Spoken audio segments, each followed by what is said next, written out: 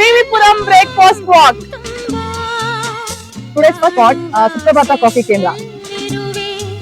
ಒಮ್ಮೆ ನಿನ್ನನ್ನು ಕಣ್ತುಂಬ ಕಾಣುವಾಸೆ ಎಲ್ಲಿರುವೆ ಭುವಿಯಲ್ಲೋ ಬಾನಲ್ಲೋ ಇನ್ನೆಲ್ಲೋ. Number 2, hotel Janata.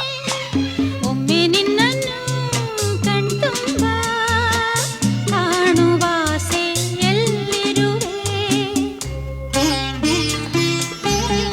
ಜನತಾ ಅಲ್ಲಿ ರವಾ ದೋಸಾನ ಟ್ರೈ ಮಾಡ್ತಾ ಇದೀನಿ, ಹೇಗಿದೆ ಅಂತ ಹೇಳ್ತೀನಿ. ಸಖತ್ತಾಗಿದೆ.